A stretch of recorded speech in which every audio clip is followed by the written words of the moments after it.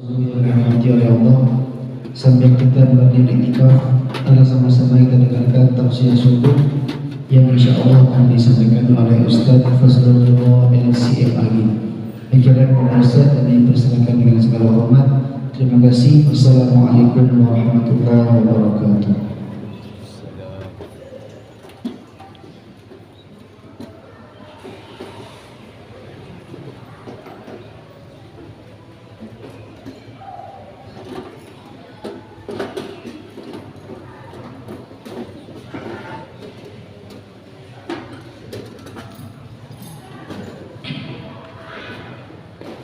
Bismillahirrahmanirrahim.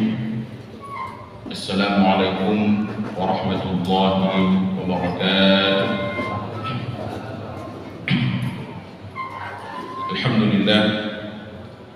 Alhamdulillah rabbil alamin. Wassalatu wassalamu ala sayyidil mursalin wa ala alihi wa sahbihi ajma'in. Amma ba'd. Allahumma 'allimna ma yanfa'una وانفعنا بما علمتنا وزدنا علوما تنفعنا في الدين والدنيا والآخرة سبحانك لا علم لنا إلا ما علمتنا إنك أنت العليم الحكيم. Hadirin sidang jamaah salat subuh yang dimuliakan Allah Subhanahu wa taala. Puji dan syukur marilah sama-sama senantiasa kita panjatkan kehadirat Allah Subhanahu wa taala atas segala limpahan rahmat, nikmat dan kasih sayang Allah yang masih Allah berikan kepada kita, sehingga pada subuh yang mulia ini, di rumah Allah yang mulia ini, kita kembali Allah pertemukan dalam majelis yang mulia ini. Mudah-mudahan Allah Subhanahu wa taala memberikan keberkahan kepada kita di bulan Ramadan yang agung ini, dan Allah ampuni segala dosa-dosa kita. Amin, amin ya rabbal alamin. Kemudian salawat dan salam semoga Allah curahkan dan Allah sampaikan kepada baginda Rasulullah sallallahu alaihi wasallam beserta kepada seluruh para al dan sahabat beliau sekalian. Allah Subhanahu wa taala berfirman, "Warattilil Qur'ana tartilan," dan bacalah Al-Qur'an secara tartil. Hadirin sidang jamaah subuh yang dimuliakan Allah Subhanahu wa taala, salah satu pasangan yang terbaik bagi bulan Ramadan adalah Al-Qur'an. Dan bahkan kita mengenal bahwa bulan Ramadan ini adalah bulannya Al-Qur'an. Bulan di mana Allah Subhanahu wa taala menurunkan Al-Qur'an ke dunia ini. Ada dua versi penurunan Al-Qur'an yang dimuliakan Allah Subhanahu wa taala. Ada penurunan Al-Quran itu yang sifatnya itu sekaligus secara langsung, dan ada yang kedua yang disebut dengan turunnya Al-Quran itu secara berangsur-angsur.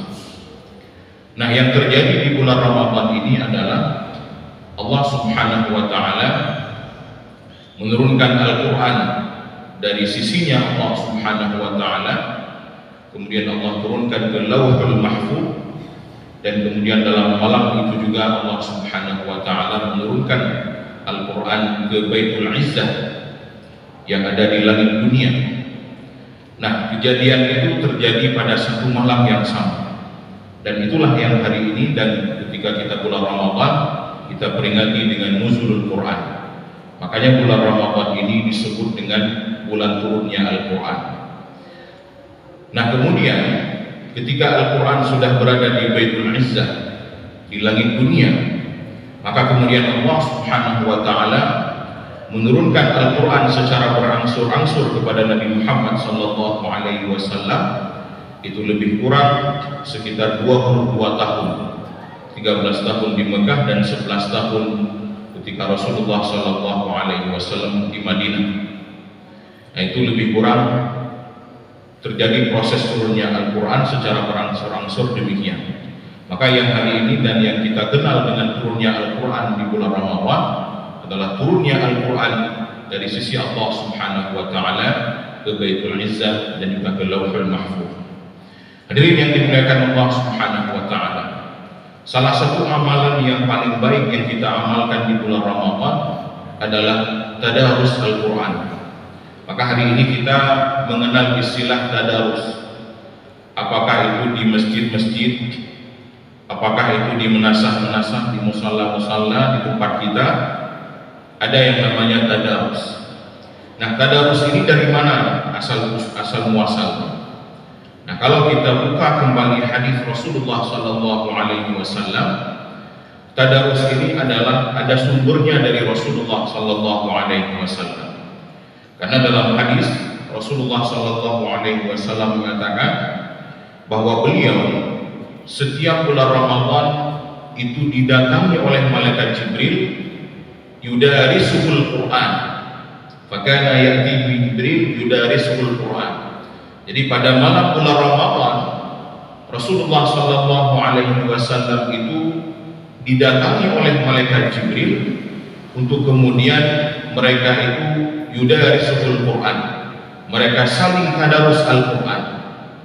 Yang namanya tadarus itu ada dua pihak, Bapak Ibu sekalian. Ada pihak yang membaca dan ada pihak yang mendengar. Dan yang mendengar bukan hanya mendengar, tetapi juga mengoreksi apabila terjadi kesalahan. Makanya yang namanya tadarus itu adalah ada dua perbedaan. Ada satu yang belajar, ada satu yang lebih di atasnya, yang lebih memahami bagaimana cara membaca Al-Quran. Dan kemudian di Ramadan terakhir Rasulullah Sallallahu Alaihi Wasallam, Sayyidah Aisyah mengatakan bahwa di akhir daripada umur Rasulullah, Ramadan terakhir beliau, Jibril datang 2 kali dalam bulan Ramadan tersebut. Itu menandakan bahwasanya wahyu akan segera berakhir. Maka Rasulullah Sallallahu Alaihi Wasallam, hadirin yang dimuliakan Allah, kalau kita lihat di hari-hari Ramadannya itu dipenuhi dengan membaca Al-Quran. Hadirin yang dimuliakan Allah Subhanahu Wa Taala, membaca Al-Quran itu luar biasa pahalanya daripada Allah Subhanahu Wa Taala. Man qara'a harfan min kitabillah falahu hasanah, kata Rasulullah. Barang siapa yang membaca satu huruf dalam Al-Quran, maka dia akan mendapatkan satu kebaikan. Wal hasanatu bi'ashri amsalina, dan satu kebaikan tersebut dikali 10 kebaikan. Itu kalau kita baca Al-Quran. Dan dalam hadis yang sama baginda Rasulullah Sallallahu Alaihi Wasallam menegaskan kembali bahwa aku tidak mengatakan bahwa alif lam dan mim, alif lam mim itu satu huruf, tetapi kata Rasulullah alif satu huruf, lam satu huruf, dan mim satu huruf. Artinya kalau kita baca alif lam mim saja, Bapak Ibu sekalian hadirin yang dimuliakan Allah, kita sudah dapat 30 kebaikan. Dan apalagi bacaan itu kita baca ketika bulan Ramadan, maka Allah Subhanahu Wa Taala akan melipat gandakan pahala yang tidak ada batasnya. Akan tetapi hadirin yang dimuliakan Allah Subhanahu Wa Taala, apakah membaca Al-Quran boleh begitu saja? Nah, ini yang menjadi pertanyaan bagi kita semua. Karena dalam pandangan kita menganggap bahwa Al-Quran ini adalah miliknya anak-anak. Yang pemahaman Pak Gedanyo, yang ukuran dan umit jakulatika, kemudian SD, selesai dengan Al-Quran. Makanya di kurikulum sekarang kadang-kadang tidak kita dapatkan di SMP dan di SMA dan di perguruan tinggi itu tidak ada lagi yang namanya kurikulum Al-Quran. Yang minimal membaca dan menulis Al-Quran tidak ada lagi sekarang. Makanya kita dapatkan hadirin yang dimuliakan Allah Subhanahu Wa Taala, 2 tahun yang lalu itu di Kanwil Kemenang Aceh mereka membuat sebuah penelitian. Mereka mendata seluruh anak-anak SMA yang ada di Aceh dan juga MA yang ada di Aceh, yang mereka akan meneruskan pendidikan ke perguruan tinggi. Ternyata didapatkan hadirin yang dimuliakan Allah, 70% tidak bisa baca Al-Quran. Ini terjadi di Nanggro kita, terjadi di tempat kita, di mana kita kenal dengan syariat Islam. Bahkan 5 tahun yang lalu kalau nggak salah saya, UIN dan Unsyah itu pernah menyatakan bahwa hampir 80% calon mahasiswa yang masuk ke perguruan tinggi, yang mau masuk ke UIN dan Unsyah, itu tidak bisa baca Al-Quran. Coba kita bayangkan, hadirin yang dimuliakan Allah Subhanahu wa Ta'ala, tidak bisa baca Al-Quran, bukan tidak lancar, tapi tidak bisa baca Al-Quran. Ini fenomena yang terjadi pada kita hari ini. Mungkin kalau kita yang sudah umur sudah lebih tidak masalah, tetapi generasi kita juga luar biasa hari ini. Makanya harus ada perhatian khusus daripada kita tentang bagaimana kita mengajarkan Al-Quran kepada anak-anak kita, kepada generasi kita, dan juga yang lebih pentingnya kepada kita sendiri, Bapak Ibu sekalian. Kita jangan menganggap membaca Al-Quran itu sekedar mengkalih gimana. Tidak boleh seperti itu. Di ayat yang tadi kita bacakan dalam salat, warattilil Qur'ana tartila. Di awal surah Al-Muzammil Allah menyebutkan warattilil Qur'ana tartila, dan bacalah Al-Quran itu secara tartil. Jadi tidak boleh sembarangan baca Al-Quran, dan bacalah Al-Quran itu secara tartil. Makanya Imam Jazari di awal bait dalam kitab beliau, kitab tajwid yang beliau karang, itu beliau menyebutkan tentang bagaimana hukum membaca Al-Quran tanpa tajwid. Wal akhdhu bit tajwidi hatmun lazimun, kata Imam Jazari. Dan membaca Al-Quran dengan tajwid itu hukumnya lazim, wajib, harus. Man lam yujawwidil Qur'ana athimun, dan barang siapa yang membaca Al-Quran dan tidak memperhatikan hukum tajwidnya, athim, dia akan berdosa. Kenapa demikian? Li'annahu bihil ilahu anzala, karena Al-Quran itu diturunkan oleh Allah, bukan teksnya saja. Jadi kita nyora-nyora dalam mushaf Al-Quran, Bapak Ibu sekalian, seperti ini ya. Ini bukan seperti ini Allah turunkan Al-Quran, tetapi yang Allah turunkan kepada kita Al-Quran itu adalah bacaannya dengan kompleks. Bukan diturunkan dalam bentuk huruf, bukan diturunkan dalam bentuk kalimat, kata, tidak, tetapi diturunkan dalam bentuk bacaan. Dan bacaan itulah yang kemudian harus kita amalkan. Li'annahu bihil ilahu anzala, karena Al-Quran diturunkan oleh Allah dengan bacaannya yang sempurna. Wa hakadha minhu ilaina wasala, dan begitulah Al-Quran itu sampai kepada kita sampai hari ini. Artinya Al-Quran sampai kepada kita bukan hanya teksnya saja, tetapi Al-Quran itu lebih duluan sampai kepada kita dengan cara bacanya. Makanya kalau kita lihat Bapak Ibu sekalian, kenapa ketika Allah Subhanahu wa Ta'ala menurunkan Al-Quran, Allah utus malaikat Jibril. Allah ingin sampaikan kepada kita bahwasanya belajar Al-Quran itu tidak bisa sembarangan. Bahwa ketika kita ingin membaca Al-Quran dan belajar Al-Quran itu, kita harus belajar betul kepada guru. Allah utus malaikat Jibril. Dengan kemampuan Allah, dengan qudratullah, Allah mampu menurunkan Al-Quran secara langsung ke dalam hati Nabi Muhammad.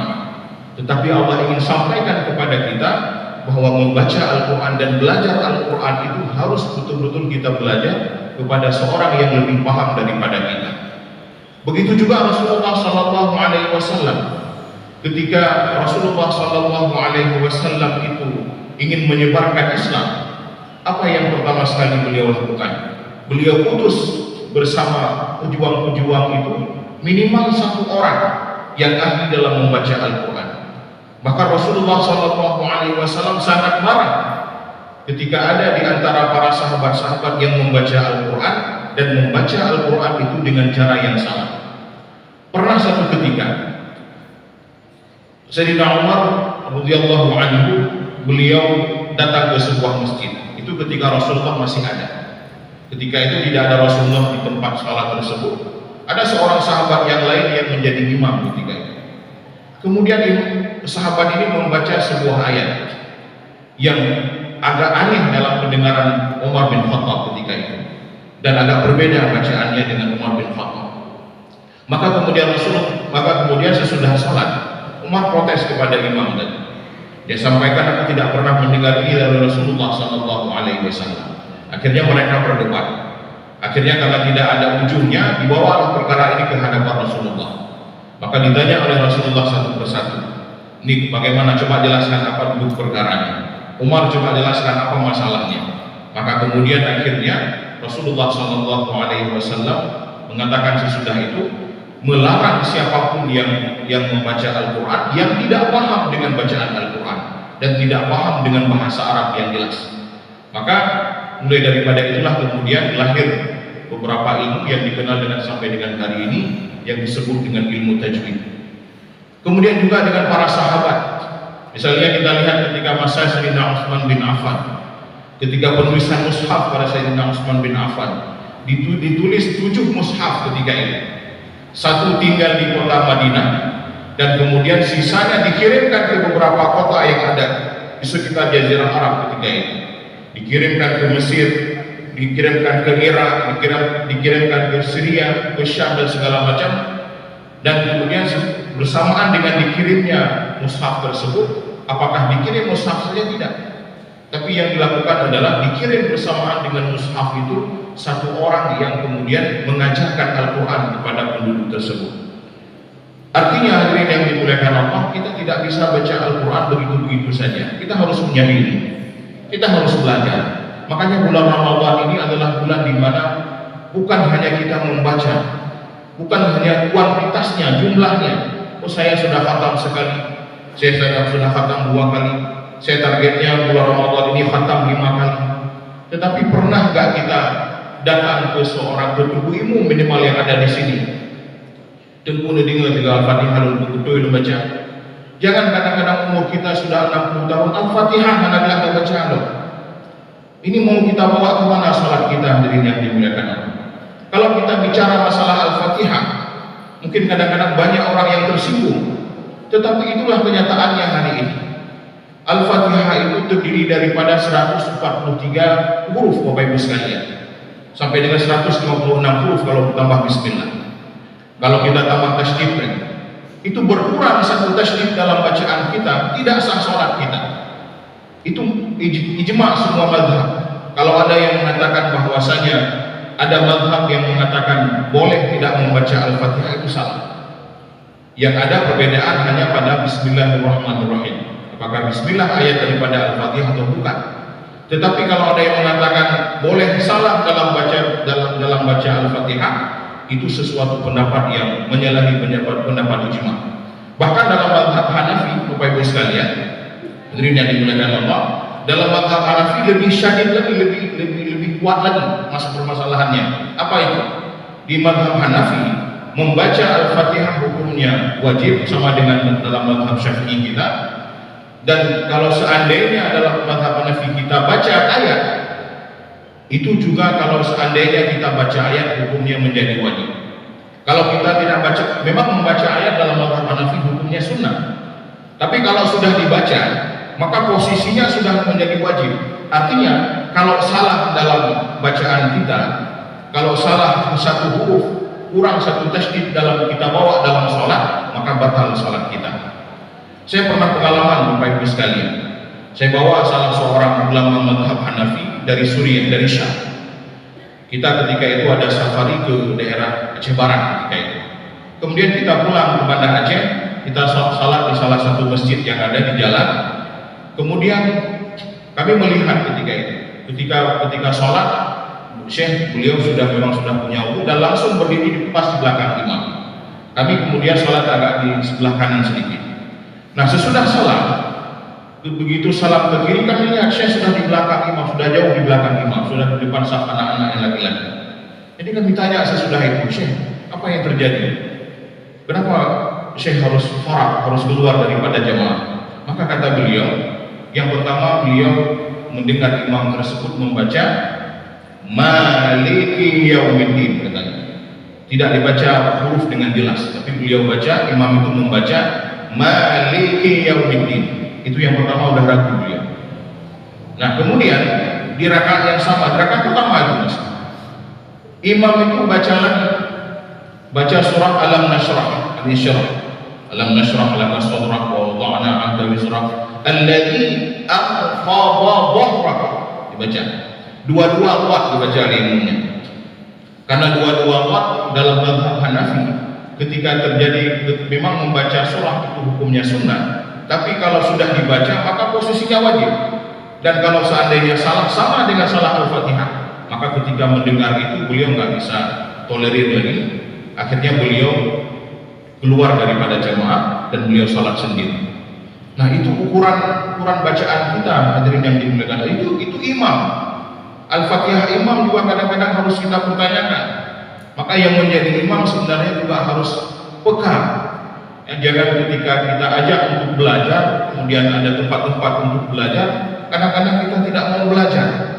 Tanya yo di mana dia takut ini oleh jamaah. Padahal kita yang menjadi imam itu menjadi panutan, Bapak Ibu sekalian. Bahwa bacaan kita walaupun ada kekurangan-kekurangan daripada makmum, maka minimal imam itu menjadi penutup daripada kekurangan-kekurangan yang ada pada makmum. Kalau kita bicara Al-Fatihah panjang sekali. Imam Syafi'i bahkan mengatakan, kata beliau, kalau seandainya ada seseorang membaca Al-Fatihah dan kemudian ada salah dalam Al-Fatihahnya, apa salahnya? Apa salah itu? Apakah dia menambahkan satu huruf ataupun mengurangi satu huruf, ataupun mengubah baris harakat, ataupun dia kurangi tasydid, ataupun dia tambahkan tasydid? Maka apa kata Imam Syafi'i? Lam ara salatan mujzi'ah. Maka aku berpendapat bahwasanya salatnya itu tidak sah, kata Imam Syafi'i. Makanya kalau seandainya ada misalnya orang yang lebih paham daripada kita, daripada ya imam kadang-kadang yang agak kurang bacaannya, itu kalau ikut imam dan betul salahnya salah yang berubah makna. Karena salah dalam tajwid itu ada dua, Bapak Ibu sekalian.